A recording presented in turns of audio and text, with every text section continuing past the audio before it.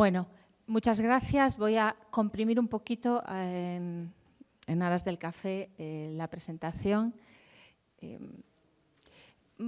He querido articular la primera parte sobre comentarios que muchas veces en las reuniones o en las reflexiones conjuntas que podéis hacer salen, y yo os voy a dar un poco mi visión desde el punto de vista de las teorías de trauma. Una de ellas es esta frase que a veces escuchamos entre los cuidadores de que no hay que generar apego con las niñas o niños porque no son nuestros hijos y se van a ir, ¿no? Y yo creo que como la principal cosa, decía Cristina, que la mentalización es una parte fundamental del desarrollo de un apego seguro y la capacidad reflexiva es quizás la capacidad que nosotros tenemos que desarrollar más para poder cuidar de estos niños, vamos a hacernos preguntas. Más que intentar llegar a conclusiones, vamos a hacernos preguntas. Y una pregunta es, cuando hacemos esto, ¿los protegemos a ellos o nos protegemos a nosotros? Este vídeo que os voy a poner ahora nos habla un poco de esto y de la importancia de las pequeñas cosas. Lo suelo poner al final de las presentaciones para hacer llorar a todo el mundo, pero lo voy a poner al principio, para empezar suave. Je m'appelle Francine Christophe. Je suis née le 18 août 1933. 1933, c'est l'année où Hitler prend le pouvoir. Voilà. C'est mon étoile. Je la porte sur la poitrine, bien entendu, comme tous les Juifs. C'est gros, n'est-ce pas ? Surtout sur une poitrine d'enfant, puisque j'ai 8 ans en ce moment-là. Il s'est passé dans mon camp de Bergen-Belsen quelque chose de tout à fait extraordinaire. Je rappelle que nous étions des enfants de prisonniers de guerre et à ce titre privilégiés. Donc nous avions eu le droit d'emporter de France un petit sac avec 2-3 petites choses. Une femme, un petit bout de chocolat, une femme, un petit morceau de sucre, une femme, une petite poignée de riz. Maman avait emporté 2 petits morceaux de chocolat. Et elle me disait, on garde ça pour le jour où je te verrai vraiment complètement par terre, fichu. Je te donnerai ce chocolat, il t'aidera peut-être à remonter. Or, il y avait parmi nous une femme qui avait été déportée alors qu'elle était enceinte. Ça ne se voyait pas, évidemment, elle était si maigre. Mais n'empêche que le jour de l'accouchement est arrivé et elle est partie au revire accompagnée de ma mère qui était notre chef de baraque. Et avant de partir, ma mère me dit « Tu te souviens que je garde un morceau de chocolat ?»« Oui, maman. »« Comment te sens-tu ?»« Bien, maman, ça peut aller. » « Alors, si tu me le permets, ce morceau de chocolat, je l'apporterai à notre amie Hélène, parce qu'un accouchement ici, elle va peut-être mourir. Et si je lui donne le chocolat, ça l'aidera peut-être. Oui, maman, tu le prends. Hélène a accouché, elle a accouché d'un bébé, toute petite chose malingre. Elle a mangé le chocolat, elle n'est pas morte, et elle est revenue dans la baraque. Le bébé n'a jamais pleuré, jamais, pas même jeun. Au bout de 6 mois, la libération est arrivée, on a défait tous ces chiffons, le bébé a crié. C'était là sa naissance. Nous l'avons ramené en France. Tout petit truc de 6 mois, minuscule. Il y a quelques années, ma fille me dit « Maman, si vous aviez eu des psychologues ou des psychiatres à votre retour, ça se serait mieux passé pour vous. » Je dis « Sûrement, mais il n'y en avait pas. » Plus personne n'y a pensé, même s'il y en avait eu. Mais tu me donnes une bonne idée. On va faire une conférence là-dessus. Et j'ai organisé une conférence sur le thème « Et s'il y avait eu des psys en 1945 à notre retour de camp, comment est-ce que ça se serait passé ?» J'ai eu beaucoup de monde. des anciens, des survivants, des curieux, et puis beaucoup de psychologues, psychiatres, psychothérapeutes, tout ce monde-là venait. Très intéressant. Chacun avait son idée, c'était très bien. Et puis il y a une femme qui est arrivée et qui a dit « Moi, j'habite Marseille, je suis médecin psychiatre. Et avant de vous faire ma communication, j'ai quelque chose à donner à Francine Christophe, c'est-à-dire à moi. » Elle fouille dans sa poche, elle sort un morceau de chocolat, elle me le donne et elle me dit « Je suis le bébé ». ¿Qué quiere decir esto? Muchas cosas hay en este vídeo. Que ninguna cosa minúscula es minúscula. Las cosas importantes son esas, ¿no? Los pequeños trocitos de chocolate. Y si dejamos de dar un trocito de chocolate porque pensamos que total, como en el hambre que ha pasado, no lo voy a acostumbrar al chocolate porque después lo va a echar de menos, pues nos estamos perdiendo ese tipo de momentos, ¿no?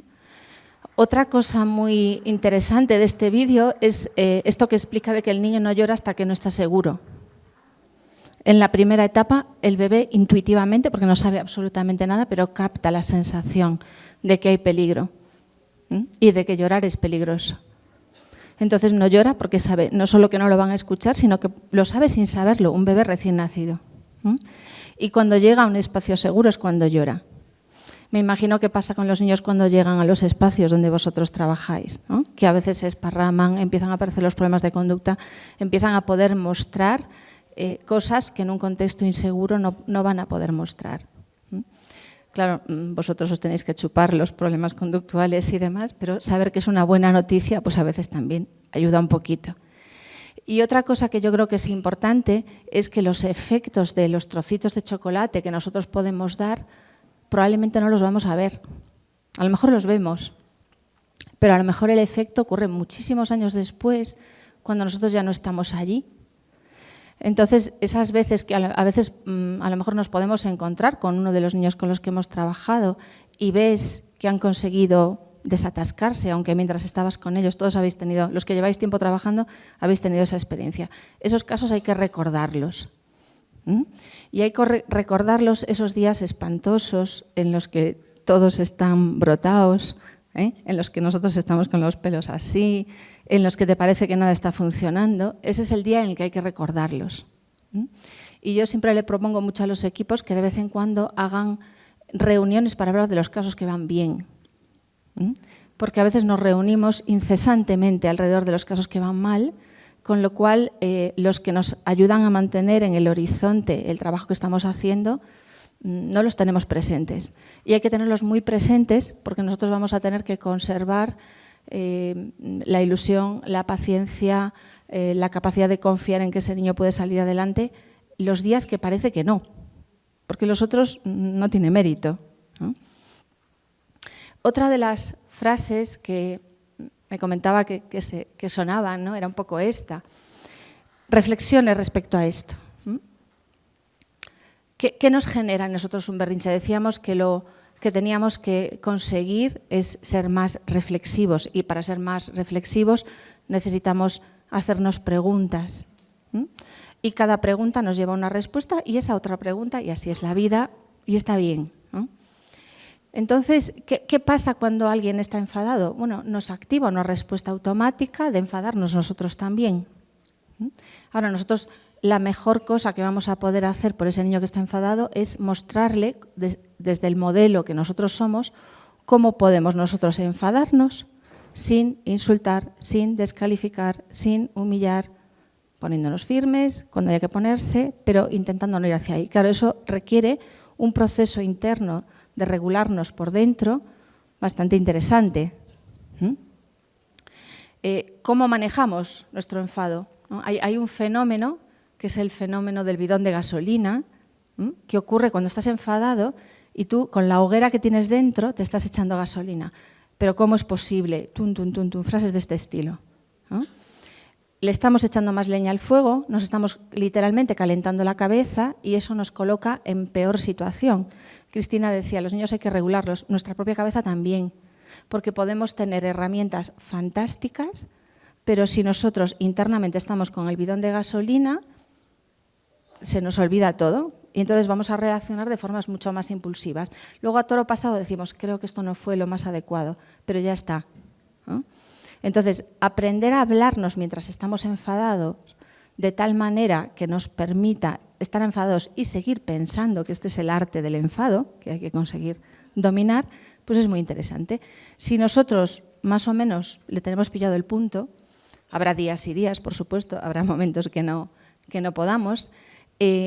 Esto es una muestra que va a estar ocurriendo, probablemente si tenemos un niño con una pataleta, lo que le puedas decir en ese momento no sirva de mucho porque no recibe, pero lo que pueda ver en ese momento sí que es muy importante. No es lo mismo que vea a alguien firme, que puede notar que está enfadado, pero que más o menos consigue manejar lo que hace y lo que dice, que vea a alguien asustado, que vea a alguien que se echa a llorar, que vea a alguien... Eso es un espejo que va a estar viendo mientras está enfadado y que se va a quedar asociado al enfado. Y con el tiempo, el problema es que muchas de estas cosas, claro, ocurren con el tiempo. Tenemos que hacer un acto de fe de confiar en que estas cosas son como trocitos de chocolate que en algún momento van a poder producir un efecto interesante, ¿no? Desde el enfado, nosotros a veces actuamos desde la impotencia. La impotencia es muy mala consejera. La conocéis, esta sensación bien, ¿verdad? Situaciones difíciles, chavales que tienen problemas gordos, que quieres ayudarlos pero que no se dejan, ¿no? Es esa cosa aquí. Pero la impotencia es importante que no piense por nosotros, porque desde la impotencia nos entra la compulsión de hacer cosas. Y entonces no conseguimos a veces estarnos callados, que sería mucho más eficaz que decir cosas, ¿no? O no hacer nada, que es mucho más eficaz que hacer algo, porque la impotencia manda y nos dice que para sacarnos nosotros la sensación tenemos que hacer algo. Da igual si sabemos que sirve o no. Otra de las cosas que nos pueden ocurrir, ¿no?, es que si alguien nos ataca nos puede hacer sentir culpables, relativamente fácil, tampoco es un delito, es muy normal que nos sintamos a veces culpables de lo habré hecho bien, no lo habré hecho bien. Estamos trabajando con material muy sensible, lo sabemos, pero cuando la culpa también se nos empieza a atascar aquí, nos puede entrar también la compulsión de echarla fuera. Entonces la culpa es de este niño, entonces le pongo una etiqueta, este es un berrinchoso o este es un... O se la he hecho a mi compañero o se la he hecho al sistema, a los jueces, a los del colegio, me da igual. Empezamos con la búsqueda del culpable, que al final a nosotros la culpa no nos la quita, solo que nos coloca en una situación de crispación. Esto es muy malo para la salud. Tenemos que conseguir trabajar sin entrar en esos estados por el bien de nuestras coronarias. También nos puede activar el miedo. Claro, si tengo un chaval agresivo, tampoco es un delito sentir miedo, pero tengo que ver si es un miedo que yo puedo conseguir manejar o si es un miedo que llega a un calibre que me paraliza. Una de las cosas que pueden influir en esto es cuánto miedo acumulado tengo yo. Porque si hemos vivido, por ejemplo, una situación muy potente en la que hemos pasado miedo y eso todavía no lo he soltado del cuerpo, puede ocurrir que la siguiente vez que pase esto, yo reaccione con este miedo más el del anterior. Y entonces mis reacciones se pueden hacer desproporcionadas o se me pueden bloquear por completo. Una de las preguntas que nos podríamos hacer es ¿con qué nos conecta? Y os invitaría a pensar en la última vez que habéis estado delante de una reacción agresiva o de un berrinche muy potente de un chaval, que me imagino que todos habéis vivido alguna, ¿sí? Y que observéis si ahora, si lo pensáis, vamos a dar 10 segundos, porque tenemos que ir rápido, pero 10 segundos, a ver si notáis algo en el cuerpo cuando pensáis en esto. Tenedlo un minutito en la cabeza.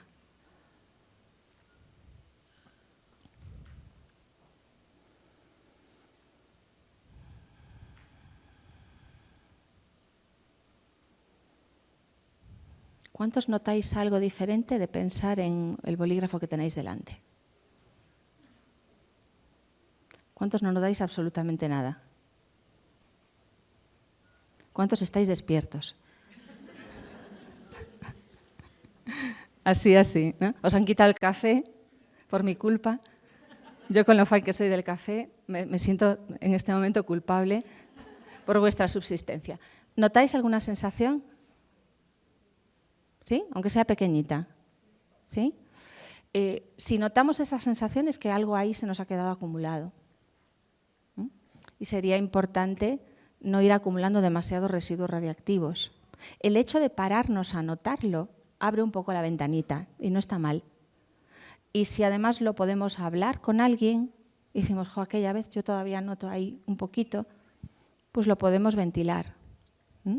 Y sé que hay compañeros que tenéis formación en MDR y a lo mejor incluso podéis hacer un poquito de trabajo grupal para soltar esas cosas acumuladas. Esto nos va a ayudar mucho a seguir en este trabajo sin quemarnos, que es también una parte complicadilla. Cosas que podemos hacer. Bien, una de las cosas más importantes, decíamos, es la reflexión y es entender. Entonces, si yo entiendo que cuando un niño tiene un berrinche, algo pasa, no es porque sí, no se levantó por la mañana y ha dicho, voy a tener un berrinche ahora, ¿verdad?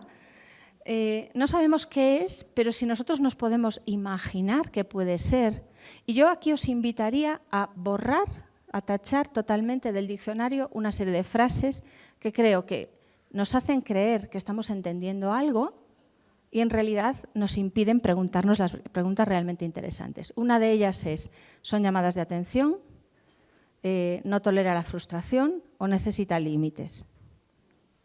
Borrarlas, sin más. ¿Sí? Quitémonos esta del medio, ¿vale? Tiene un berrinche, ¿qué le ha pasado a este niño concreto hoy para que lo tenga hoy y a lo mejor ayer no? ¿Qué ocurrió antes? Conociendo a este niño, su historia, las cosas que le afectan, ¿qué le ha podido afectar?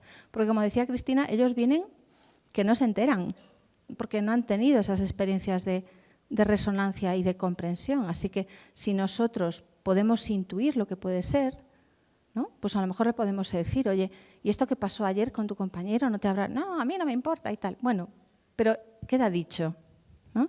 Y el hecho de que alguien por lo menos se entere un poquito puede ir haciendo que el niño con el tiempo también se vaya enterando un poquito. Decíamos antes que, aunque no produzca ningún efecto mágico, siento deciros que no hay botón. Es decir, tú no puedes encontrar el botón del niño para apagarle el berrinche. Esto podéis buscarlo, pero no. Dura lo que dura y hay que intentar estar ahí tranquilos y hacer lo que pueda ayudarle a este niño concreto, que no le va a funcionar a todos lo mismo, para que se pueda ir regulando. No aprovechar ese momento para sacar todas las cosas que haya que decir porque no hay receptor aquí, entonces simplemente que se pueda regular un poquito, ¿vale? Y esa manera en la que nosotros estamos ahí es un espejo. Entonces, cada vez que el niño está en ese estado, está viendo ese espejo y eso se va asociando al estado de enfado. No va a producir efecto en ese momento, pero con el tiempo producirá un efecto. Otra de las cuestiones es, yo voy a poner todo el énfasis en erradicar esto aquí y ahora en el menor tiempo posible o en solucionar esto a medio y largo plazo, porque hay que decidir. Si yo quiero eliminarlo, si yo le pego un grito más grande, si yo lo atemorizo, a lo mejor lo dejo tan paralizado que se le quita la sensación. Pero eso no es un buen aprendizaje. En cambio, si estoy ahí, lo acompaño, dejo que se regule, luego más adelante ya hablaremos un poco de lo que ha pasado, intentaremos entender juntos lo que ha pasado, ahí están creciendo neuronitas. No lo vamos a ver de forma tan rápida, pero es que tenemos que elegir entre el control y la seguridad. No es que tenga que haber descontrol. Quiero decir que en el manejo de las conductas nos tiene que primar lo que desarrolla la seguridad, porque eso es lo que queremos que crezca, lo que no nos trae impuesto. Entonces, parar una conducta a través del miedo o parar una conducta a través de la vergüenza o parar una conducta a través de la humillación. Y hacemos esto muchas veces sin darnos cuenta. Debería darte vergüenza, es una frase bastante común en la crianza, ¿no? O, como no pares esto, ¿no? Las amenazas. Lo hacemos porque instintivamente nos sale, ¿no? Y tampoco son frases tan extrañas, pero no mandan un buen mensaje. Tenemos que hablar primero con el cerebro derecho, entonces palabras las justitas para regular. Ese no es momento de mandar mensajes metafísicos, no. No. Cuando queremos hacer eso es que estamos nosotros queriendo sacar todas las que tenemos aquí. Y por cierto, tun, tu, tun, tu, tun, tu, tun. Esa es la impotencia hablando por vuestra boca. No. Menos es más. Poquito si hay que decir algo que sea poco, porque mucho no va a entrar. Y también es muy importante que sepamos que tenemos superpoderes. Lo de las llamadas de atención, tal como está dicho, mal, pero el tema de la atención es muy importante. Entonces, en aquellas cosas en las que nosotros ponemos la atención, crecen.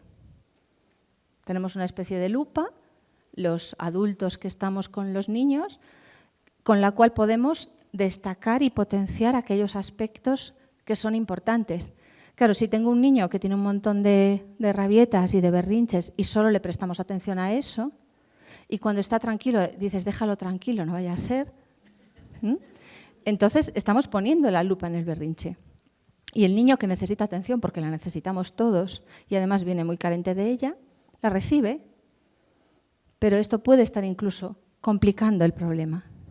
Entonces, ¿en qué tendríamos que poner la atención? En cuando no está enfadado y también en cuando se enfada bien, ¿no? Yo con estos chavales creo que es interesante hacer un registro de momentos en los que se enfadan bien. Oye, qué bien que hoy te has enfadado y no has insultado a nadie, ¿no? Hoy te has enfadado y no has roto nada, ¿sí? O te has enfadado y has conseguido explicarme por qué estabas enfadado, ¿no? Entonces ponemos la lupa ahí, que realmente es el punto de cambio que nos interesa desarrollar. No me voy a parar en esto. ¿Os suena esto del triángulo de Karman? ¿No? Es esta oscilación, es el triángulo de las Bermudas del trauma, que es esta oscilación entre funcionar como víctima, ¿no? Cuando vivimos una situación traumática somos víctimas de esa situación, ¿no? Pero a veces este papel de víctima se nos queda incorporado, ¿no? Y nos incrustamos en él. Y desde el lugar de víctima no tengo responsabilidades, los que tienen que cambiar son los demás, me quejo, me machaco. Pero en ese escenario traumático no solo hay víctimas, también hay agresores, también hay perseguidores. Y ese modelo, yo si vengo a un contexto de este tipo, también lo tengo en la cabeza. Entonces desde ahí critico, me siento con derecho a atacar a cualquiera, no paro hasta que el otro agacha la cabeza. Pero también hay rescatadores. A veces el rescatador está solo en mi imaginación. Es ese que va a venir a salvarme de todo lo que me ha pasado. Bien, el problema de esto es que todos estos roles están internalizados en ellos y en nosotros. Porque cuando ellos están en uno de estos estados, nosotros instintivamente, sin saberlo, nos vamos a colocar en el otro, en el complementario. Entonces, cuando veo a un niño sufriendo muchísimo, y es terrible ver a un niño sufriendo muchísimo, a mí me sale el cuidado, que está muy bien, pero el rol de rescatarlo, que es otro sitio. Y a veces voy a rescatarlo y entonces el niño gira y de repente se convierte en agresivo. ¿Por qué? Porque el contacto, el dibujo que ponía Cristina de este niño que no sé, que el tocar le daba miedo, es un ejemplo muy gráfico de cómo se puede activar esto. Si me da miedo, ¿qué puedo hacer? Atacar. Entonces de repente la víctima soy yo. Y entonces es un triángulo inestable. Tenía un vídeo, pero no os lo voy a poner. No sé si habéis visto una serie que se llama Mi reno de peluche. ¿No? Mi reno de peluche. Yo creo que puede estar en alguna plataforma. Os aconsejaría muchísimo verla. Es durilla, pero yo creo que es el ejemplo más claro de las oscilaciones del triángulo de Karman que yo he visto, ¿no? Mi reno de peluche. Es una historia de una relación muy compleja. Bebé reno, exacto, sí, eso es. Bebé reno. Sí. ¿Sí? ¿La habéis visto? Vale, bueno, pues ahí la tenéis. ¿Vale? ¿Cómo se sale del triángulo de Karman? Pues saliendo de aquí. O sea, yo puedo ver al niño no como una víctima. Ha sido una víctima, sin duda, pero es una personita. Y es una personita que tiene sus capacidades, a lo mejor no las ha desarrollado todavía y que va a poder evolucionar del sitio en el que está. Y yo vengo aquí a ayudarlo y a acompañarlo y a cuidarlo, claro, que todavía son pequeñitos y necesitan ese cuidado. pero no rescatarlo, porque el rol de rescatador nos vuelve a entrampar ahí, ¿no? Y en algunos momentos, si yo me veo con sensación de agresividad hacia los niños, porque nos pueden sacar de quicio, ¿no? Y somos seres humanos, sentimos cosas, ¿no? Es importante que yo me dé cuenta de si estamos dentro del triángulo e intentar salir. Y salimos viendo esta interacción, ¿no? Con este niño a veces me siento de una manera, a veces me siento de otra, a veces de otra. Yo lo veo cambiar también y a veces se sitúa de una manera, se sitúa de otra. Este es el triángulo de las Bermudas. Tenemos que ver los cambios y ver esa jugada e intentar situarnos fuera. Que nos vamos a volver a ver dentro muy fácil, porque estos escenarios traumáticos de víctima, perseguidor y rescatador es la historia del trauma. Entonces, se han activado esos roles, se pueden generar y nosotros nos vamos a acoplar. Entonces, tenemos que salir y darnos cuenta de lo que está ocurriendo. Decíamos que otra parte muy importante en la que nosotros vamos a ayudar, ayudándonos también, es el tema de las emociones, ¿no? Cómo nosotros podemos regular nuestras emociones. Voy a controlar el tiempo. Vale, creo que voy bien. Entonces, para nosotros poder ser un buen modelo de regulación, fijaros, ¿cómo se aprende la regulación emocional? Se aprende de dos maneras, es un aprendizaje social. La aprendemos viendo modelos. Si yo veo a alguien que se enfada sin insultar, sin agredir, sin humillar, se puede enfadar mucho, pero es capaz de dominar el arte del enfado, que consiste en pensar mientras estamos enfadados y tomar decisiones mientras estamos enfadados, que no las marque el enfado, que las marque nuestra capacidad de pensar, ¿no? Yo veo ese modelo y ese modelo se me va quedando. Quizás tengo otros modelos de enfado mucho más chungos que este, que también están ahí, van a estar jugando un papel importante. Pero este otro, este nuevo modelo que estoy viendo y que lo estoy viendo asociado a mi sensación de enfado, va a producir un efecto importante. Y decíamos que estamos con un aprendizaje social, entonces también hay otro factor que es cómo me regulan a mí cuando yo estoy enfadado. La manera, lo que me dicen cuando yo estoy enfadado, o lo que me dicen cuando yo estoy triste, porque no va solo de enfado, ¿no? O lo que me dicen cuando yo siento vergüenza o cuando estoy asustado, se va a quedar asociado a la emoción. Muchas veces, si pensáis un momento en lo que os decís a vosotros mismos en esos estados emocionales, ¿qué nos decimos cuando estamos enfadados? ¿Qué nos decimos cuando estamos tristes? ¿Qué nos decimos cuando estamos asustados? Si pensáis en qué frases flotan en vuestra cabeza en esos momentos, veréis que muchas veces tienen que ver con cosas que nos dijeron. A lo mejor nos decían, llorar es de flojos. Y entonces a lo mejor yo ahora, cuando estoy triste, pues, ¿no? Entonces, ¿cómo nos podemos regular? Pasos. Focalizar, disminuir la velocidad, orientar la atención, autocontrol, identificar qué me dispara, identificar qué estoy sintiendo, pensar e intentar pensar, centrarnos en una cosa, definir un objetivo concreto, seleccionar opciones y aportar algo. Esto traducido a una situación concreta, ¿qué es? Bueno, pues no calentarnos la cabeza, no usar el bidón de gasolina y evitar que nos coja velocidad la cabeza, porque queremos que siga pensando. Después nos vamos a preguntar, ¿qué me dispara la conducta del chico? ¿Impotencia? ¿Me siento yo que no valgo, que no soy un cuidador suficientemente bueno, que lo hago todo mal? ¿Con qué me conecta? ¿Qué me hace sentir? ¿Qué creencias se me activan? ¿Que soy incapaz? ¿Que no estoy a la altura? ¿Qué me digo sobre lo que siento? ¿Qué hago con eso que siento? Necesitamos centrarnos, porque a veces vemos tantos problemas que queremos en un momento arreglarlos todos juntos o pensarlos todos juntos. No se puede, hay que centrarse, si no nos volvemos totalmente ineficientes. Y tampoco aprovechar un momento en el que se da una situación difícil para sacar todos los temas pendientes. Y además el otro día no. Una cosa, si no perdemos eficiencia, más no es mejor. Seleccionar la opción más factible y productiva, porque a veces pensamos soluciones que no son factibles ahora. Estamos de mínimos, pues estamos de mínimos. Estando de mínimos, ¿qué se puede racionalmente conseguir en este contexto?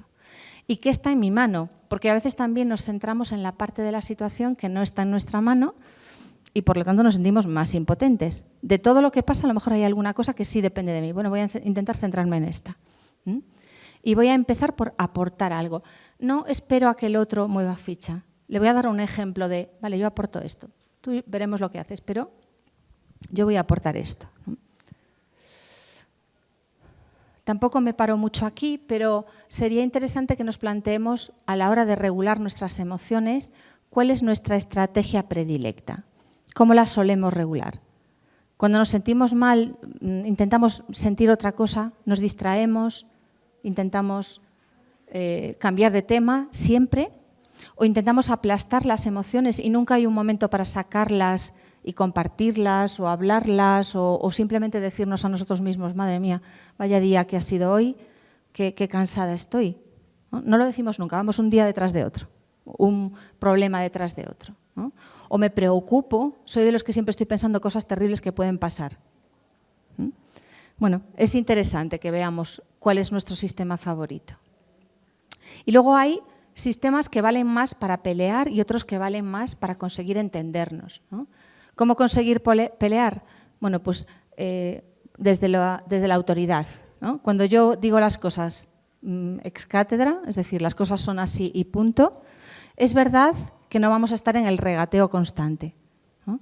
Pero yo puedo decir las cosas y explicarlas, no 50 veces, las explico una vez o simplemente las cosas son así, ¿no? Y también le podemos preguntar, esto ayudaría a establecer puentes. ¿Tú por qué piensas las cosas como las piensas? Tengo curiosidad por entender. La curiosidad activa todo lo que necesitamos para explorar y esto va a tener mucho que ver con la seguridad en el apego, que es lo que queremos que se restaure, ¿no? Los reproches taponan los oídos. Los reproches salen de la impotencia, ¿no? Sabemos que no funcionan, pero a veces dices, no, es que necesito desahogarme. Bueno, pues me desahogo en otro sitio, porque va a cerrar toda posibilidad de que entre nada. Puedo hacer propuestas, esto suele funcionar un poquito mejor. Interpretaciones de adivinos, no. Es importante que yo le pueda decir al chico o a mi compañero o a la persona con la que me esté comunicando, oye, igual te afectó esto que pasó el otro día. Y otra cosa es que le diga, no, a ti lo que te pasa es, ¿no? Los dedos así también suelen ir mal, sean simbólicos o reales, ¿no? Y también yo puedo explicar cómo me siento yo a veces. No es que le vayamos a contar nuestros problemas a los chavales, no se trata de esto en absoluto, ¿no? Aprovechar los momentos de conexión, porque a veces estropeamos los momentos de conexión aprovechando para sacar los temas, ¿no? Entonces, cuidado con ese tipo de momentos, ¿no? A veces estamos preguntando, pero no nos paramos a escuchar, tenemos ya la respuesta preparada. ¿Sabéis cuando habláis con alguien y te das cuenta de que le flotan los pensamientos por ahí pero que no está entrando nada? Pues algo así, ¿no? Y a veces hablamos en caliente y no nos rendimos hasta que el otro nos da la razón y a lo mejor habiendo dicho dos frases hubiéramos dejado la cosa bastante mejor, pero tenemos que seguir hasta que el otro acaba cediendo, ¿no? Bueno, más frases que flotan por ahí a veces, ¿no? Por más que intento ayudarlo, no se deja ayudar, no quiere salir adelante. ¿Qué nos dice la neurobiología sobre esto? Sabemos que el trauma se carga los sistemas motivacionales, los sistemas de recompensa. Entonces, la capacidad de los chavales para motivarse en respecto a algo que quieren conseguir es más baja. No funcionan los premios, no funcionan los castigos, como funcionarían en un cerebro que no haya sido dañado, porque los sistemas que regulan todo esto están tocados. Hay una dificultad para respuestas proactivas y cuando la hay está fuera de contexto, es decir, sale la lucha cuando no tiene que salir, sale la huida cuando no conviene, pero en cambio muchas veces hay bloqueos, hay dificultades de respuesta. O hay otra cosa que a veces confundimos con que el niño está adaptado, que son las respuestas de sumisión. O sea, hay niños que a veces están en un centro y se portan súper, hiper, mega bien todo el tiempo. Y no les vale para nada, porque sigue siendo una respuesta defensiva. Y otra de las cosas que ocurren a veces en los contextos traumáticos es que se tiene que instalar la derrota. Porque una cosa es una rendición temporal, pero la derrota es algo que va mucho más allá, ¿no? Es tiro la toalla conmigo mismo. Y eso a veces después persiste durante años. El otro día me decía una paciente, y llevábamos tiempo trabajando, dice, ¿sabes qué? Me acabo de dar cuenta de que yo en realidad vengo a las consultas porque no quiero fastidiarle a los demás estando yo mal, pero yo realmente ya no creo en mí, no creo que nada vaya a funcionar. Entonces, todo lo que pueda hacer está siempre mediatizado por esto. Y esto es algo que se puede recuperar, pero que es importante que entendamos que está ahí, ¿no? La esperanza hay que anularla porque duele. Cuando estás en un sitio del que no puedes salir durante mucho tiempo, esperar una salida duele demasiado. Entonces acabas anulando la esperanza. Recuperarla después lleva un tiempito. Biggest fear for an adolescent is written all the way throughout this text. The biggest Todos conocéis el experimento de la indefensión aprendida, me imagino, ¿verdad? Pero vamos a verlo en una situación gráfica.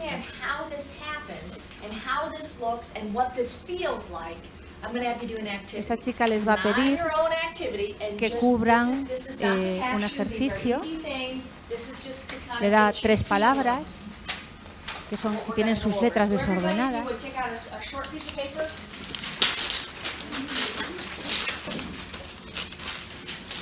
Y ellos tienen que ordenar las letras.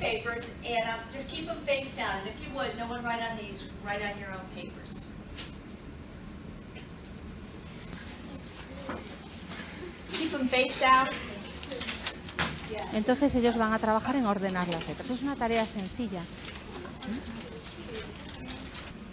Everybody have one? If you would, just do them one at a time, and I will tell you when to do them. Everybody turn it over. Just do your own work. And this isn't meant to be hard. These are anagrams. Just do the first one only. Go ahead and solve it. An anagram is rearrange the letters to form a word. Just one. Just rearrange those letters to form a word. When you're done, I need to see your hand raised. Okay, keep going. We'll wait. Y ves que levantan la mano todos los de un lado, pero prácticamente ninguno del otro lado.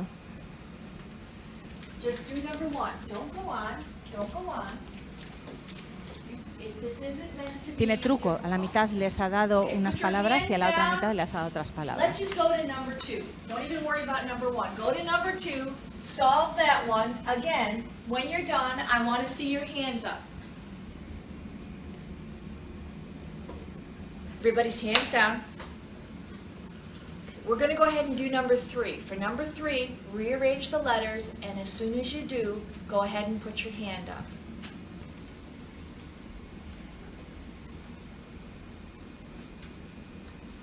Here's what you need to know. You were both given 2 different lists. This side of the room was given these 3 words. And left side of the room, here you go. They were given bat. What would the word be? The second one, they were given lemon. Eran Brian, fáciles, las the del otro word lado eran difíciles. melon. They were easy. The trick here was both of you were given the third word, which was the same. The third word was cinerama, which was American. Your first 2 words on this side of my classroom were not solvable. They were impossible tasks. I'm sorry. I know, but here's what we did this for. I was able to induce something called learned helplessness in the left side of the room very easily within about 5 minutes. I want you to think about what happened to you, this left side of the room, when you saw the right side of the room raising their hands because they already had the task done. What happened to you during that time? Jory? I felt stupid. You felt stupid? Yeah. Okay. I felt rushed. Felt rushed? Joelle? I was even more confused. You were even more confused because they all got it and you were still struggling. Chelsea? Frustrated. Frustrated. What happened by the time you got to the third word? Because I'm here to tell you, this side of the room is not significantly more intelligent than this side of the room. That was a random assignment. So what happened to show the differences? Why did you have more of a difficult time with the third word, which was the exact same word? Brian? My confidence was shot. What you experienced was a term called learned helplessness. How many have heard of the term before? Let me see your hands. Es decir, una tarea súper sencilla, te ponen dos palabras irresolubles y en la tercera, que sí que serías capaz de resolver, ya no eres capaz de resolver, ¿no? Y esto es una tarea. Los niños con los que vosotros estáis vienen de haberse enfrentado a cosas irresolubles todo el tiempo. Y todo lo que han hecho lo han hecho con grandes dificultades. Entonces van a dar por sentado que no son capaces de hacer cosas que sí que son capaces de hacer. Por eso es muy importante que las tareas sean pequeñas, que sean proporcionales a lo que ellos pueden hacer de entrada, porque si tienen más experiencias de no ser capaces de hacer, se potencia muchísimo más, ¿no? Y luego van a ir al colegio, van a ver que los compañeros sí que son capaces de hacer cosas que ellos no son capaces de hacer, entonces van a pensar, soy idiota, ¿verdad? Y todo esto es un proceso acumulativo, ¿no? Por las buenas, por las malas, no conseguimos cambios. Una de las cosas importantes es recordar que esto va de chocolate y no de botones. Es decir, son inversiones a medio o largo plazo las que hacemos, no lo vamos a ver. Probablemente muchas veces no vamos a estar ahí cuando se produzcan los efectos. Pero tenemos que confiar en el poder del chocolate, ¿verdad? Sin embargo, si estamos buscando el botón, ¿no? Ya hice tal, ya hice cual, y no encuentro el botón, oye, mira, ¿no? Nos vamos a frustrar. Entonces viene nuestra amiga la impotencia y empieza a tomar decisiones por nosotros.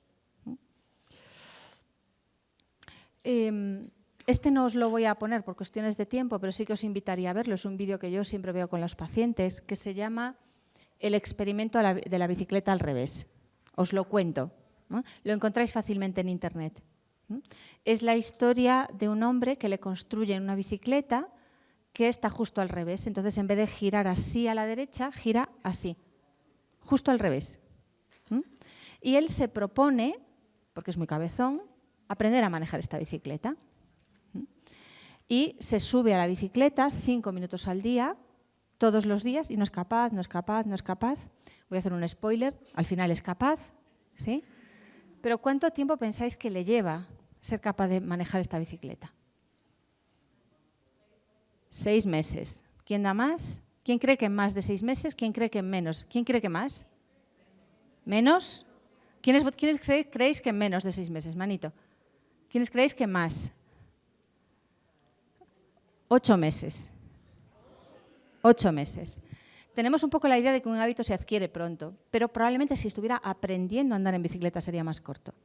Pero está desaprendiendo y reaprendiendo a andar en bicicleta. ¿Sí?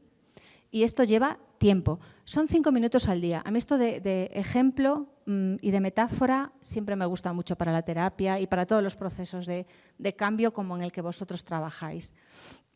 Necesitamos entender que es un automático. A mis pacientes les suele ayudar mucho entender esto, ¿no? Realmente no es que yo sea gilipollas y no quiera hacer las cosas, es que me sale en automático, porque tengo el cerebro programado para adaptarse a lo que vivió. El cerebro que hace adaptarse todo el tiempo. Ahora, el sitio donde yo estoy ahora no es el mismo contexto, pero mi cerebro no se ha enterado, sigue con el automático.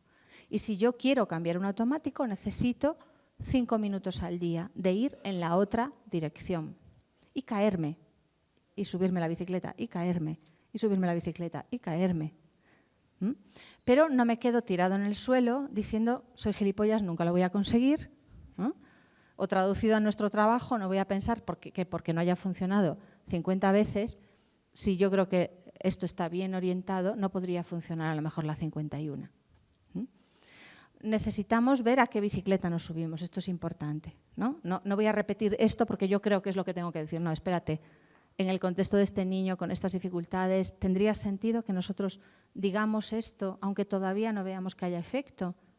Bueno, pues 5 minutos, bicicleta y paciencia. Al final se consigue.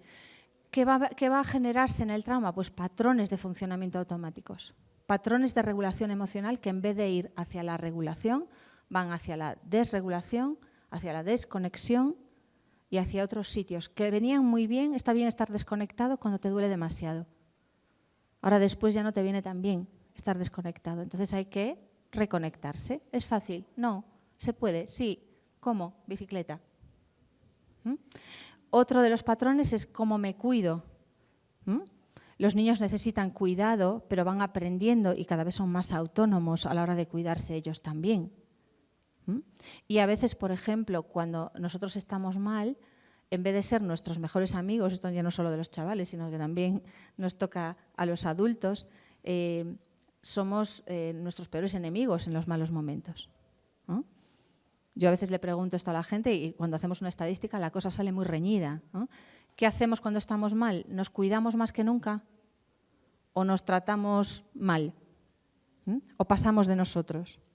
Pues si no somos nuestros mejores amigos en los malos momentos, que en los buenos no tiene tanto mérito, difícilmente los momentos malos los vamos a poder llevar bien. ¿Y de esto dónde se aprende? Pues se aprende en los berrinches, se aprende en los momentos en los que el niño está mal.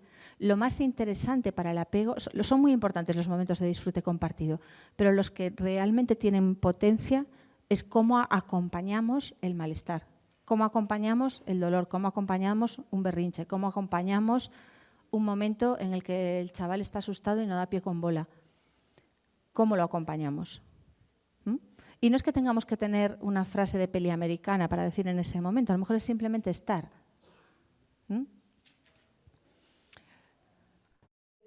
Vale, lo veis con calmita, es un vídeo interesante para usarlo además en talleres y cosas así, yo creo que es muy aprovechable, ¿no? A veces nos faltan herramientas para regular, ¿no? ¿Los límites son importantes? Pues sí, también hay que tener firmeza, también es importante el no, ¿no? Como decía Cristina, tenemos que ayudar a frenar. Cuidado con los reproches, ¿no? Esto ya está más o menos comentado, explicando, pero una sola vez. Cuando lo repetimos 50 veces, aquí no va bien lo de repetir 50 veces. Hay que subirse a la bicicleta muchas. Pero decir una cosa, a veces diciéndolo una vez, produce un efecto mucho más interesante, ¿no? Algo que hemos de cuidar siempre es intentar enfadarnos sin usar etiquetas, sin descalificaciones, que nos puede salir del enfado, pero nos mordemos la lengüecilla e intentamos decirlo de otra manera. Proporcionados, para poder ser proporcionados tenemos nosotros que tener el cerebro medianamente regulado, si no, nos va a salir una reacción también desproporcionada. Consistentes. Y no solo límites, ¿no? Los límites no valen de nada si el chaval no va entendiendo mejor lo que le pasa, si no va entendiendo qué es lo que siente, si no va teniendo un modelo de regulación diferente. Podremos parar una conducta de una forma más o menos eficaz, pero al final, si no cambiamos lo de abajo, ¿de qué nos sirve eso? Fijaros, funciona el refuerzo, ¿no? Pero a veces lo que hacemos también es un refuerzo intermitente. Si vamos improvisando cada día una cosa, pues unos días damos un tipo de refuerzo, otras veces damos otro, y eso acaba siendo más problemático, ¿no? Nos parece que si no corregimos las conductas vamos a tener potenciales asesinos en serie con nosotros, ¿no? Yo creo que también un ejercicio interesante con los chavales con los que estéis trabajando es cómo los visualizamos dentro de 15 años. En una banda, ¿cómo los vemos, ¿no? ¿Qué imagen vemos? Porque a veces tenemos con algunos... Yo recuerdo una profesora con un chaval que yo llevaba que estaba convencida literalmente de que iba a ser un asesino en serie, que era un psicópata y que iba a ser un asesino en serie. Un chaval adoptado con una historia previa bastante problemática y muy desconectado emocionalmente. Si yo estoy todo el rato pensando en esa imagen que yo tengo ahí, difícilmente yo voy a poder tener reacciones proporcionadas. Todo me va a parecer desorbitado, ¿no? Cambiar una conducta no cambia el modelo de funcionamiento. Entonces, las conductas, claro que hay que manejarlas, por supuesto, ¿no? Pero no nos centremos en eso, porque si todo lo ponemos ahí, no estamos, como decía, trabajando en lo del fondo, ¿no? Si cambiamos una conducta a través del miedo, a través de la vergüenza o a través de la humillación, lo que generamos son respuestas de sumisión. Y ahí lo que estamos haciendo es que sigan en modo supervivencia. Se someterán más o se rebelarán más, pero en cualquiera de los dos casos, uno nos da menos problemas que el otro, pero para ellos son los dos igual de nocivos, igual de problemáticos. Fijaos, esto es un modelo que se llama la cascada defensiva, ¿no?, que habla de cómo nos defendemos ante la amenaza. Entonces, en ocasiones respondemos peleando, si podemos. Si no podemos pelear, escapamos. Estas serían lo que se llaman las respuestas proactivas, respuestas de hacer algo, que son las primeras que se ponen en marcha si nos podemos permitir el lujo de ponerlas en marcha. ¿Habéis visto alguna vez un ciervo peleando con un león? ¿A que no? No habría ciervos. Y tampoco un niño va a pelear con un adulto. Lo puede intentar, pero no le va a salir bien la cosa. Entonces, las respuestas activas, cuando vives en un entorno traumático y amenazante en la infancia, no son muy factibles. Generalmente vamos a ir a respuestas pasivas, de me paralizo, me quedo quieto porque no veo nada que hacer, agacho la cabeza o ya me hundo por completo. Entonces, fácilmente vamos a tener niños paralizados, niños que agachan la cabeza, niños colapsados que ya no reaccionan, o niños que activan las respuestas activas fuera de contexto. Se pelean con quien no se tienen que pelear, se pelean con quien los intenta ayudar, pero luego a lo mejor con los colegas que le están haciendo daño o con una pareja con la que tienen una relación maltratante, ahí no. Entonces no son capaces de activar la respuesta de lucha cuando sería conveniente que la activasen. La activan fuera de tiesto. Entonces, a nosotros no nos interesa estar en esto, nos interesa que salgan del modo supervivencia. Nos interesa que sean capaces de funcionar en la conexión. Nos interesa que pasen de sobrevivir a vivir. Entonces, todo lo que hagamos que vaya por el lado del control, de la amenaza, va a activar los mecanismos de supervivencia. Puede que pare la conducta, pero no estamos cambiando esto. Esto creo que tampoco me da tiempo a verla, no sé a que la veamos, prefiero… Es que o A o B, me quedan más diapos, ¿vale? No sé si habéis visto esta película, Un monstruo viene a verme. ¿La habéis visto? Vale, pues si la habéis visto, los que no, os haré un spoiler y vedla, porque yo creo que es una película muy, muy interesante, ¿no? No sé si os acordáis de… la historia es un chico que su madre está muy malita, está enferma de cáncer, y él le va creciendo una especie de monstruo dentro, un monstruo lleno de rabia. Es un niño que está sufriendo bullying en el colegio. Yo creo que refleja muchas cosas de los niños con los que trabajáis, ¿verdad?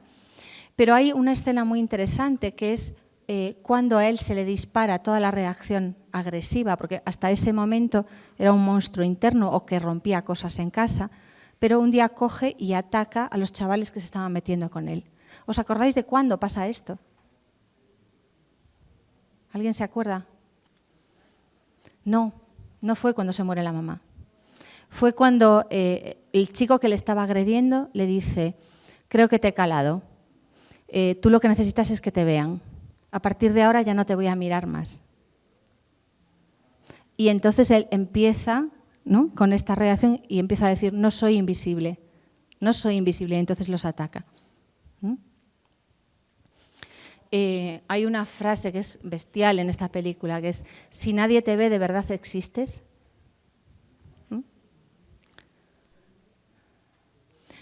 Decíamos antes que necesitamos que estos niños se sientan vistos y que con esa mirada tenemos una lupa capaz de hacer crecer las cosas.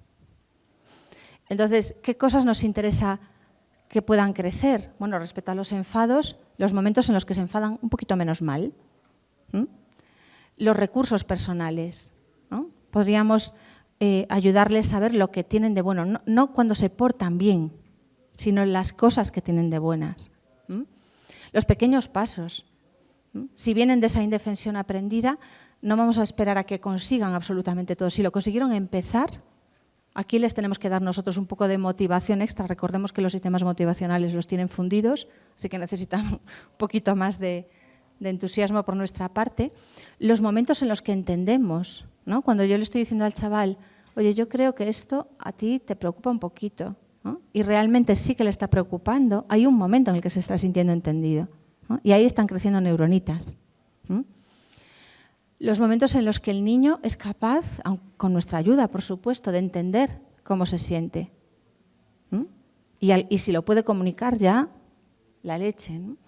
Y los momentos en los que eso suele venir después, porque primero tengo que entender yo cómo me siento para ser capaz de entender a los demás, los momentos en los que es capaz de entender un poquito cómo se siente el otro.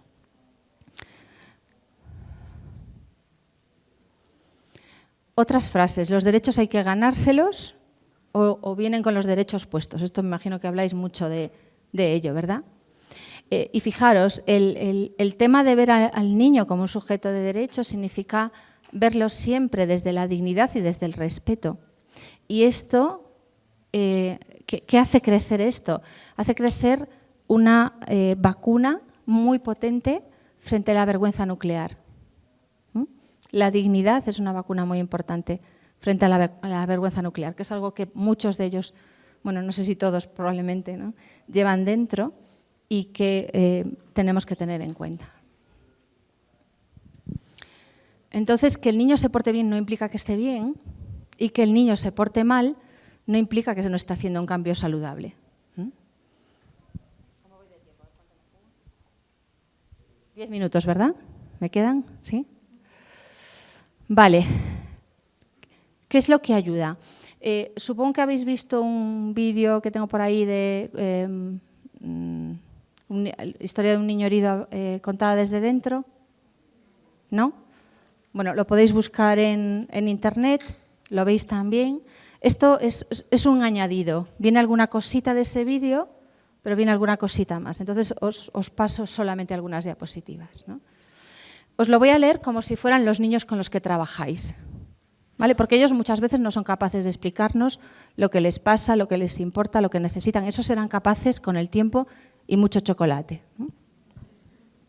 Ya sé que quieres ayudarme, por eso te voy a decir lo que necesito. Necesito que, aunque te lo ponga difícil, sigas ahí. Necesito que vayas filtrando poco a poco calor hasta que llegue al frío que siento dentro. Necesito que veas a través de todas las capas y escudos que te pongo delante. Necesito que veas lo que necesito mejor que yo, porque yo tuve que aprender a no necesitar. Te voy a pedir algo difícil. Necesito que sigas viendo todo esto cuando me enfado, cuando no me dejo ayudar, cuando me atasco, cuando hago todo lo posible porque no me veas, cuando te pongo delante todo menos lo que necesito que veas. También necesito que entiendas a mi monstruo. Verás, le he dejado a cargo del dolor, de la angustia, de la impotencia, de la rabia. Él vino para protegerme, para que yo pudiera salir de todo eso y seguir respirando. Pero a él a veces le falta el aire. Hay tanta presión que tiene que salir. No me lo juzgues, lo necesito. Él tiene la fuerza para pelear por la vida y por mí, la que a mí me falta, solo que aún no sabe qué hacer con ella. ¿Le enseñarás? Y luego está mi parte vulnerable. Si hablara de lo que me pasó, vendría todo como una avalancha. Solo si pienso en hablarlo, el volcán empieza a temblar. Por eso paso por encima, por eso no digo nada.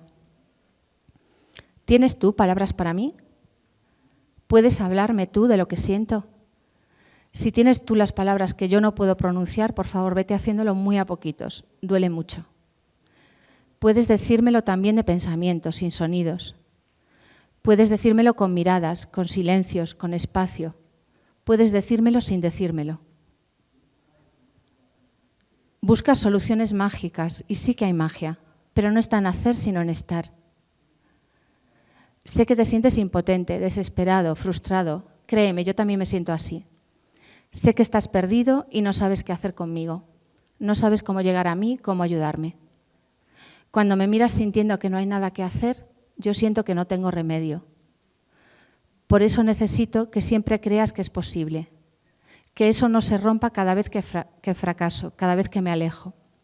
Necesito que tu seguridad en que es posible no se rompa nunca, que confíes en que voy a poder porque yo no confío en mí mismo. Veo cómo pruebas cosas, cómo me llevas a que me arreglen otros, cómo lees libros sobre niños como yo. ¿Pero qué puedo hacer? Cuando llegas a entrar un poco siento mucho miedo. ¿Y si llegas a entrar del todo y me haces daño?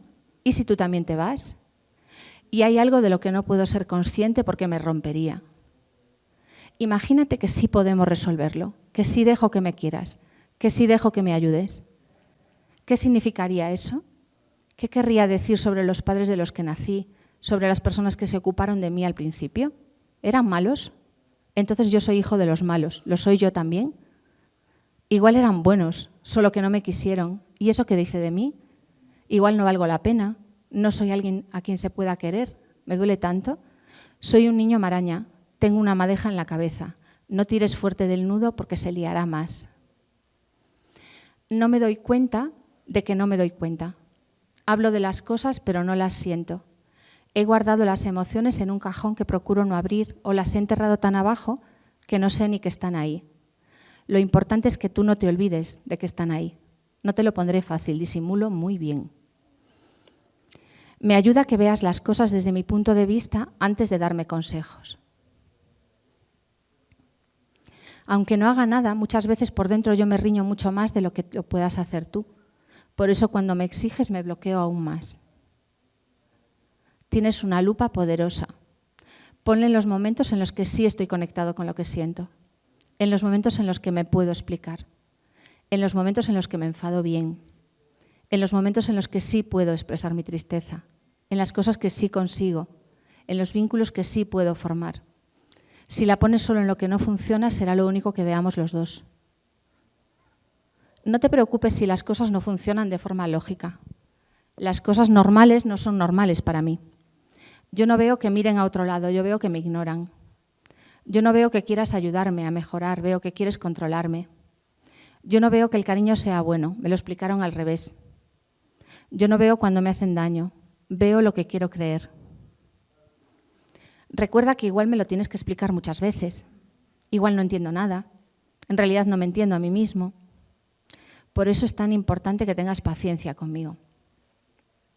Me gustaría entender cómo te sientes tú, pero cuando el cable con lo que uno se siente no funciona, ¿se puede realmente entender cómo se sienten los demás?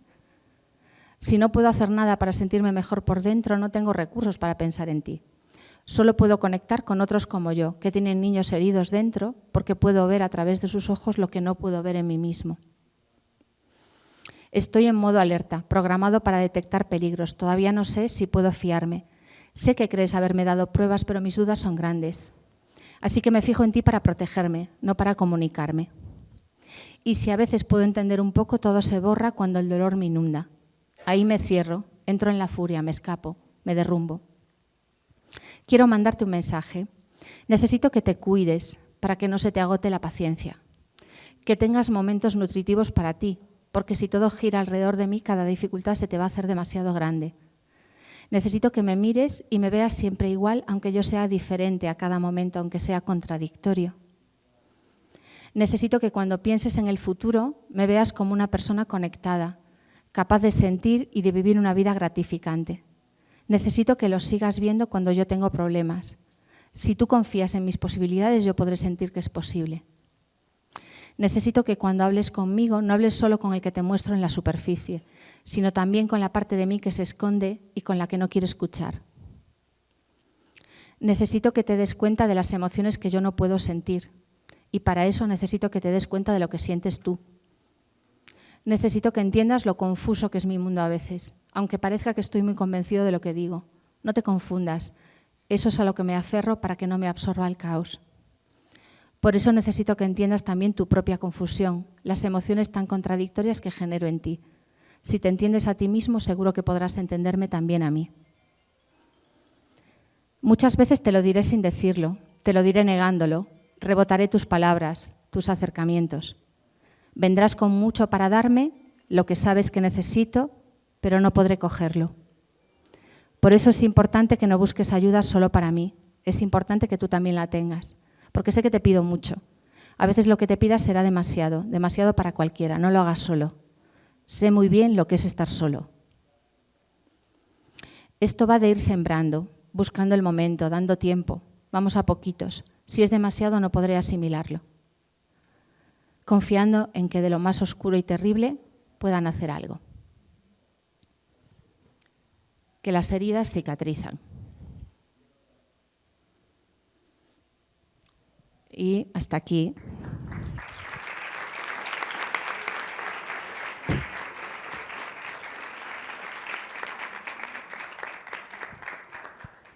Os dejo aquí los 3 libros que son de apego, MDR y regulación emocional, que he comprobado que los tenéis en México, que me entró la duda. Y bueno, mis redes sociales por si queréis conectar conmigo por ahí. Gracias por la presentación, muy interesante. ¿Sus libros son dirigidos a todo público o a quien usted nos Estos 3 recomienda? que os dejo ahí son para todo el mundo. ¿O más para Son sí? para todo el mundo, sí. ¿Son accesibles para Sí, cuidadores? sí, o totalmente. No están orientados a niños, son más generales, ¿no? Son sobre regulación emocional, sobre apego, sobre el trabajo con la terapia de MDR para el trauma, pero son de divulgación. el que es para MDR es para El de las terapeutas cicatrices MDR? no duelen, sí. ¿Es exclusivo para terapeutas MDR? No. Es un libro, Explica. son los 3 libros de Bueno. divulgación. Gracias. Sí.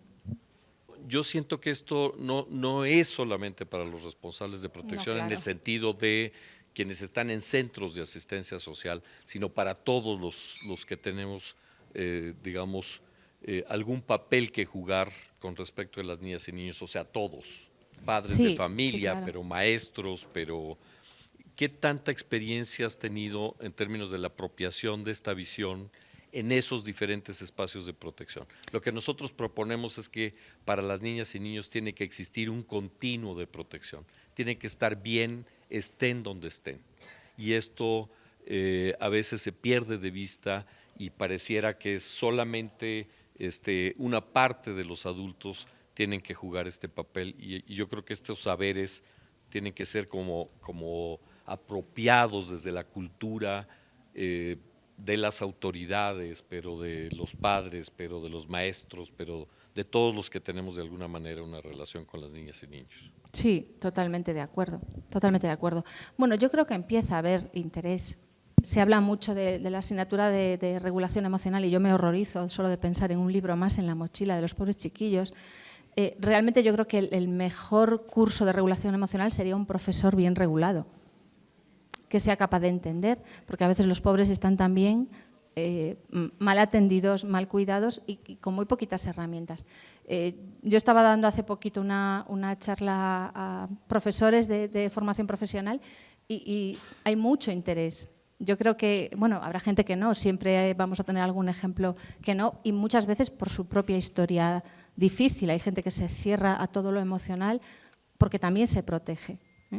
Pero bueno, yo creo que esto no lo tenemos que hacer solo por los niños, yo creo que nos viene bien a todos realmente regularnos mejor, entendernos mejor, comunicarnos mejor, conectarnos mejor. Y yo creo que hay mucho interés en el tema. ¿Que nos falta muchísimo que hacer? Pues sí, pero yo creo que también es importante toda la parte de divulgación, de transmitir, de comunicar, ¿no? En todos esos espacios. Se habla mucho de procedimientos sensibles al trauma en lo educativo, en la justicia, en muchos sitios. Sí. Quería preguntarte, como son procesos a fuego lento, que me encanta el mensaje de puede que no veamos resultados, somos agricultores humanos, ¿no? Sí. Entonces, a veces veremos la flor, a veces no la veremos y ese es nuestro propósito, ¿no? Sí. En nuestro caso, en nuestros centros, a veces los niños que llegan están muy poquito tiempo porque de repente vienen de Nicaragua y se vuelven, porque entonces a veces están 2, 3 meses, 4 meses, a veces no nos da tiempo ni siquiera a establecer un vínculo, ¿no? Entonces quería preguntarte, dentro de toda esta manera de entender la crianza, la vinculación tan profunda, ¿habría un kit de emergencia SOS? O sea, ¿habría qué palabras, qué gestos, qué formaría parte de ese kit SOS? O sea, para estos niños con los que no podemos pasar todo el tiempo que nos gustaría, pero que queremos dejar una semilla de que existe la confianza en el mundo, de que existe alguien que te mire y te vea, ¿no? ¿Cuál sería ese top 3? No intentar hacer demasiadas cosas, yo diría, porque claro, si los tenéis poquito tiempo, en ese poquito tiempo queremos darles una sobredosis de chocolate, igual no. Fijaros que esto era un trocito de nada y cuánto efecto tuvo ese trocito. Entonces a veces es un estar ahí, Porque el kit central lo sabéis, ¿no? Está en el título de vuestros procedimientos, es la ternura. Pero a veces los niños no están todavía para una aproximación. Sí podemos mirarlos con ternura. Igual hasta les da desasosiego que los miremos así, ¿no? Pero cuando entendemos que también les cueste que los miremos así, estamos entendiendo, hay alguien ahí que se está dando cuenta de algo. Esa es una experiencia. Yo he visto a muchos pacientes adultos que rescatan ese tipo de micromomentos. Cuando estamos en un desierto, si una vez te has encontrado una plantita o un poquito de agua, te acuerdas. ¿Mm?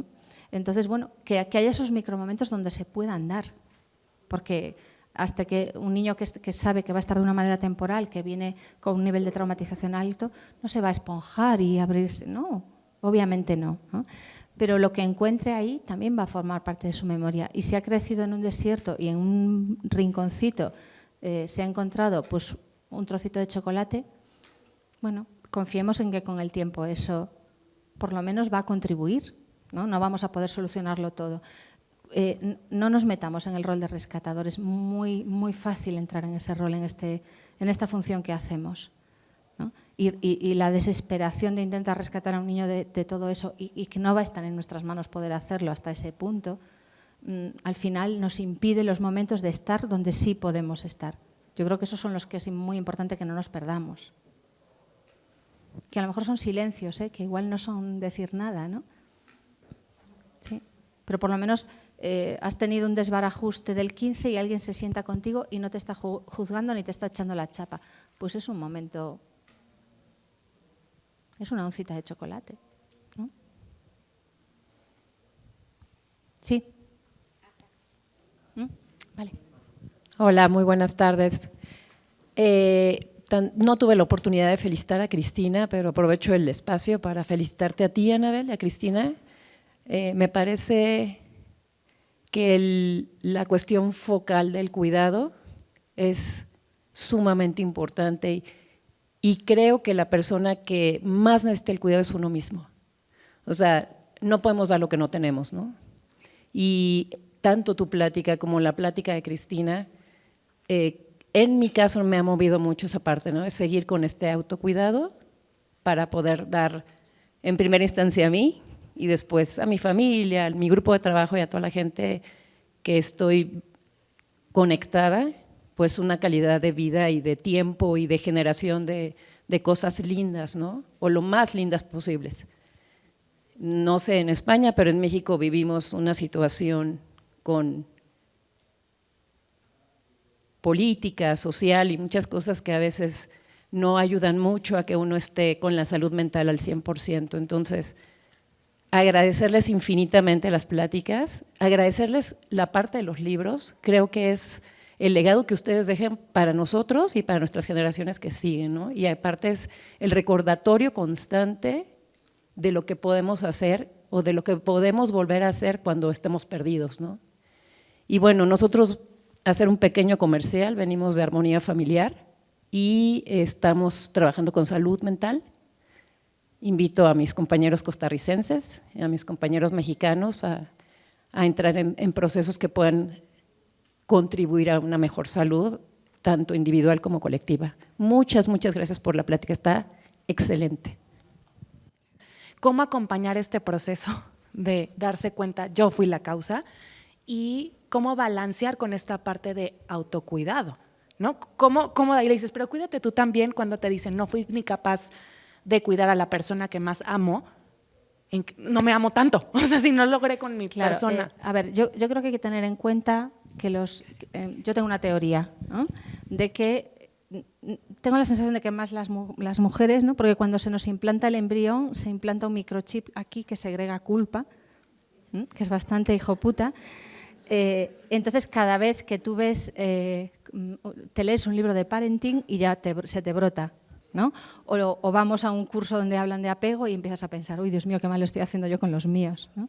Entonces, cuando a unos padres les damos pautas, que a veces nos las piden y todo, para hacer las cosas mejor, el microchip dice, ¿ves cómo lo estás haciendo mal?